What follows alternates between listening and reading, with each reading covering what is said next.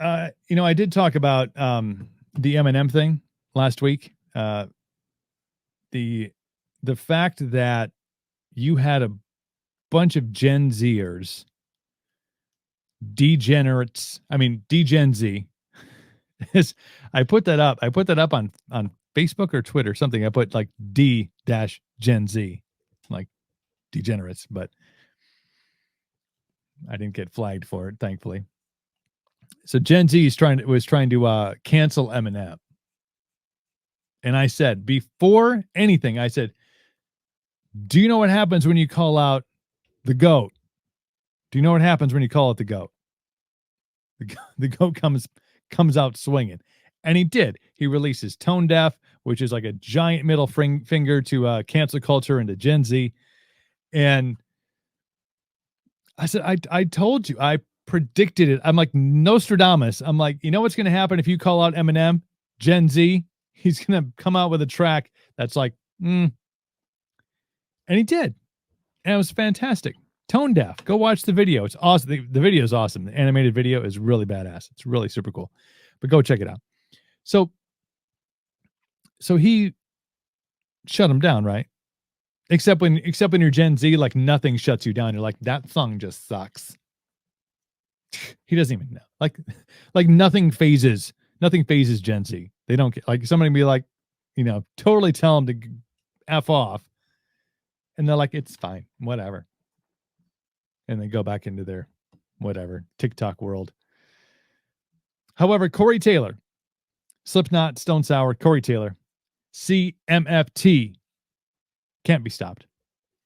Did an interview with Spin Magazine. Well, the article is from Spin Magazine. It actually was in discussions on KLOS Los Angeles. I'll read you the story. And then you can throw your 2 cents in about cancel culture and whether it's real or not. Because there's somebody else who is talking about cancel culture. Her name is Tulsi Gabbard, and she should have been the fucking president of the United States. Boom. Boom. I just hit you with that. Didn't even see it coming. You're like, what? But no, the establishment said that she was a Russian agent. Right. Yeah. Okay. Anyway, I digress. We'll get to that story later. This is the story from Spin. Tory Taylor, noted lead mask wearer of Slipknot and the latest rocker to speak out about concerns regarding cancel culture. But unlike System of a Down's drummer and some of the others who have run their mouths on podcasts and such, Taylor actually brought up some good points. Now, Spin spins to the left. I'll tell you that right now. They spin, but they really only spin in one direction. So take 2 cents, take the writing for what it's worth, because I'll call that shit out. But like, I see what you're doing. I see how Josh Chester is writing this story. He's like, In a discussion on Los Angeles radio station KLOS surrounding TikTok users trying to cancel Eminem due to his lyrics in Love the Way You Lie, Taylor had strong words for the current state of things. He says, quote, I was just reading about how Gen Z is trying to cancel Eminem because of one line that was in a Rihanna song that he did with her, Taylor said. And I'm just like, is that where we are right now? I mean, at this point, you're talking about the Salem witch trials. You're talking about America in the 1920s where the KKK was like a political force. You're talking about a complete condemnation without context or any rationalization for action like that. Tory Taylor. He goes on. To me, that's the most dangerous. When the mob decides that you're gone. I mean, that's Caesar at the Colosseum, for God's sake. His quote. That's when it's dangerous. The level of censorship we're starting to see. And I'm not saying that certain things haven't been said that easily offend people. However, the flip side of this is that you can't even make a joke anymore. Even in the cleanest of situations. I mean, they'll completely turn on you. And there's not one hint of satire, no hint of irony. It's just all outrage. Taylor added that if people can't understand the difference between metaphor and complete reality, then we're in real trouble. And this is where Spin puts their spin on it as the writer continues. Out of that quote from Corey Taylor, perhaps the Salem witch trials might be a bit over dramatic, but it's nice to see someone capable of making their argument without going completely off the deep end for a change. Thanks, Josh. That's what they do. They'll take what Corey Taylor said in an interview with KLOS, be like, well, I mean, he's right, but it's not quite that bad. It's not? Okay.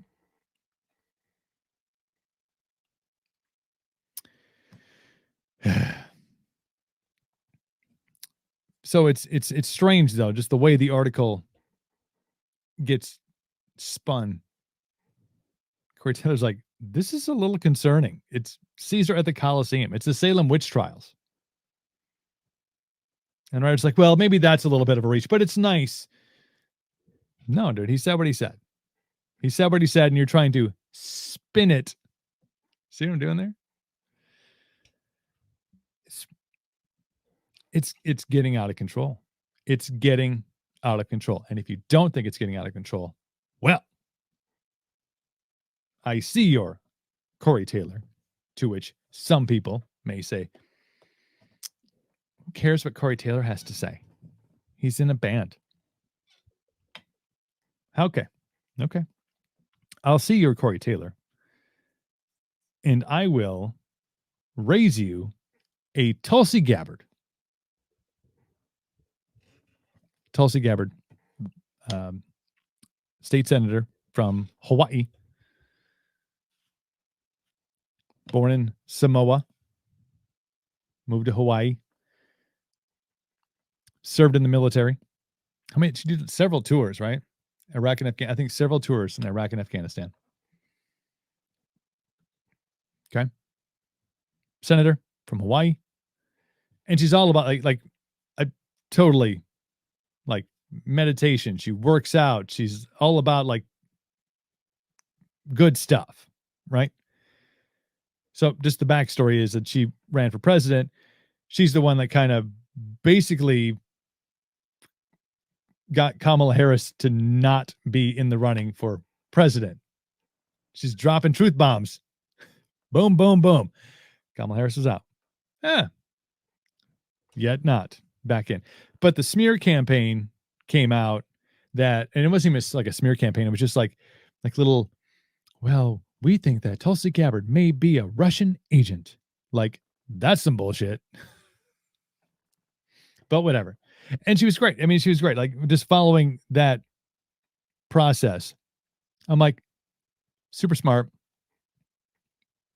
Clearly willing to play on a bipartisan kind of field here. Leaning like, okay, yeah.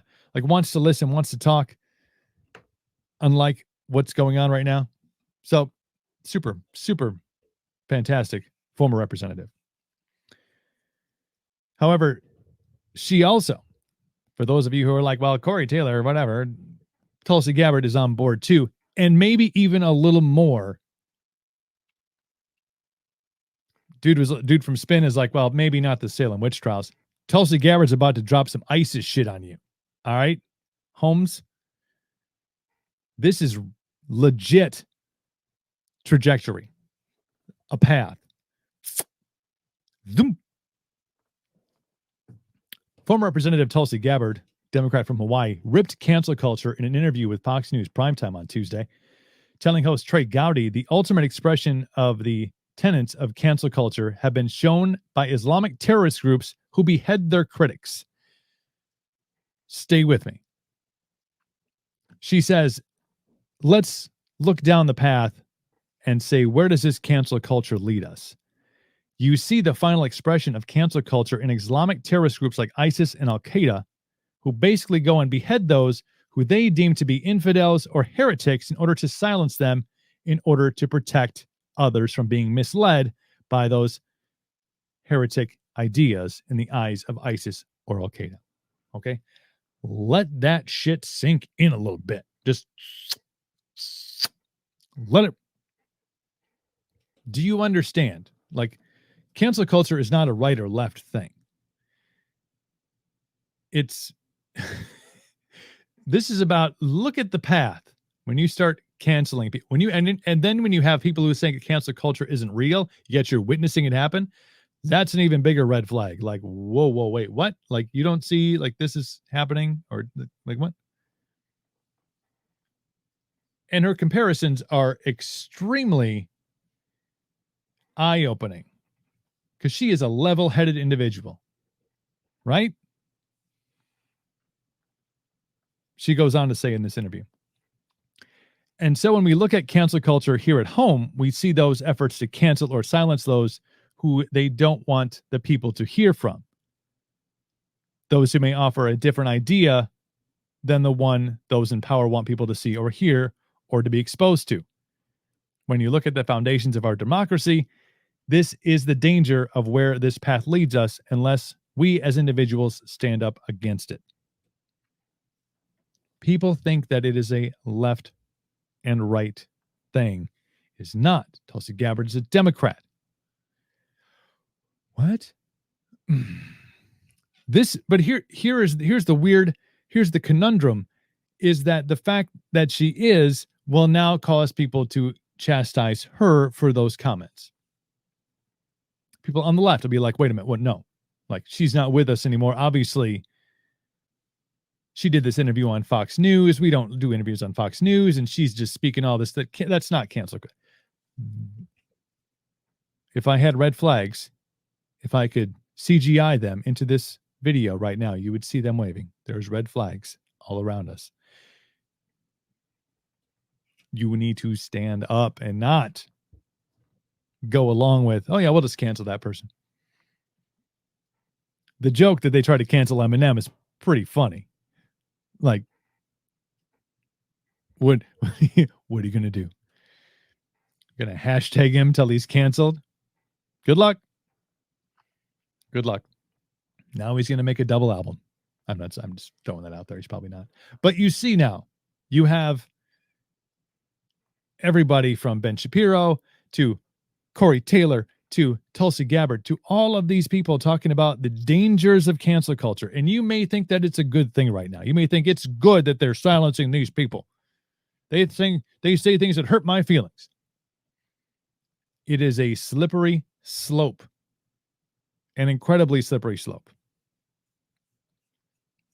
When you start talking about banning people or deplatforming people or demonetizing people's ability to make money at what they do, getting people fired from their jobs because you don't agree with their particular statement or you take things out of context.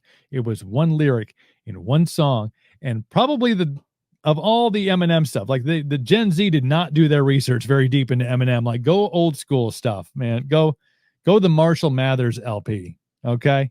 And then call me about, well, this song with Rihanna.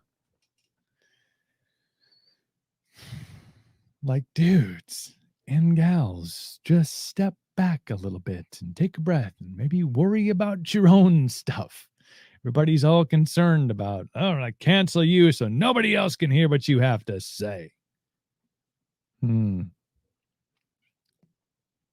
It's not a good place to be. When you have, I love Tory Taylor. I've interviewed Tory Taylor before. He's the coolest dude ever. Like I have always said, if Tory Taylor and Dave Grohl ran for president, I'm probably in. I'm probably on board. I'm probably on Taylor Grohl or Grohl Taylor. However they want to arrange that, set it up. Like, I'm on board. They'd clean some shit up, man. But you have somebody from the likes of Tory Taylor to Tulsi Gabbard coming out and saying, people, please open your eyes. Please see what's going on. Even though you may be one of the ones that is perhaps pursuant of cancel culture, even nonchalantly, you're like, well, I'm glad that person no longer has a voice, because I didn't like to hear what he had to say. It hurt my feelings. It's until the spin happens and they come after somebody you like or a book you like to read Then all of a sudden you're going, whoa, wait. Like, why are you trying to cancel my things? Like, that's not cool. These are my things. My things are good. Your things are bad. So we're going to cancel. Like, you just wait, because it all comes full circle. And then they come after your shit. And then you understand what everybody else is trying to say. We don't want this to happen to anybody. We're not trying to cancel for cancel. It's not like you cancel our guy, we'll cancel your guy. It's like, just stop fucking canceling people. What makes bad speech better is more good speech. Not canceling them. Canceling people usually makes their voices louder. And it ups the temperature a little bit. Creates angst and anger. Probably not a position you want to be in. I'm just saying. Joe's on board. Little thing called the Constitution. Everybody has the right to say what they want. It is. That's why it's the First Amendment. It was the first thing that they wrote. They were like, this bullshit we were dealing with in England. Where do we start? Well, there's so many things. Like, we need to figure it out. And like, well, we couldn't say what we wanted to say over there, so let's make that the first one. Let's make that most important. Everybody can say what they want to say. I like that. Write that down. I have a Sharpie. They had a feather fucking pen, and they wrote it by candlelight. And what was number 2? What was number 2? The right to keep and bear arms. Boom! Say what you want to say, and the right to keep and bear arms.